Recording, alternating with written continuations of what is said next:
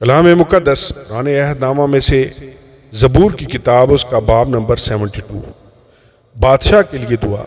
آئے خدا، بادشاہ کو اپنے احکام اور شہزادہ کو اپنی صداقت عطا فرما۔ وہ صداقت سے تیرے لوگوں کی اور انصاف سے تیرے غریبوں کی عدالت کرے گا۔ ان لوگوں کے لیے پہاڑوں سے سلامتی کے اور پہاڑیوں سے صداقت کے پھل پیدا ہوں گے۔ وہ ان لوگوں کے غریبوں کی عدالت کرے گا، وہ محتاجوں کی اولاد کو بچائے گا اور ظالم کو ٹکڑے ٹکڑے کر ڈالے گا۔ جب تک سورج اور چاند قائم ہیں، لوگ نسل در نسل تجھ سے ڈرتے رہیں گے۔ وہ کٹی ہوئی گھاس پر میغ کی مانند اور زمین کو سیراب کرنے والی بارش کی طرح نازل ہوگا۔ اس کے ایام میں صادق برومند ہوں گے، اور جب تک چاند قائم ہے خوب امن رہے گا۔ اس کی سلطنت سمندر سے سمندر تک اور دریائے فرات سے زمین کی انتہا تک ہوگی۔ بیابان کے رہنے والے اس کے آگے جھکیں گے اور اس کے دشمن خاک چاٹیں گے۔ ترسیس کے اور جزیروں کے بادشاہ نظریں گزرانیں گے۔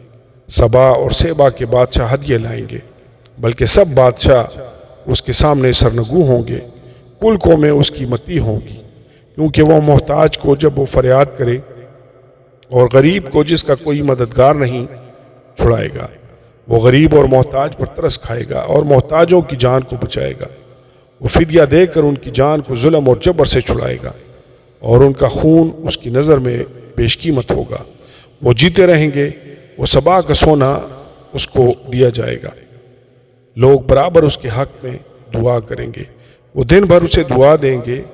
زمین میں پہاڑوں کی چوٹیوں پر اناج کی افراط ہوگی، ان کا پھل لبنان کے درختوں کی طرح جھومے گا، اور شہر والے زمین کی گھاس کی مانند ہرے بھرے ہوں گے۔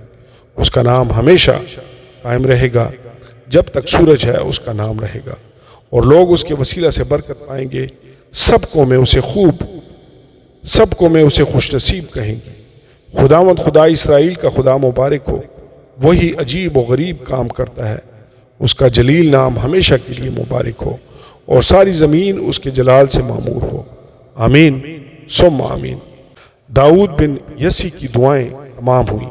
آمین اور آمین۔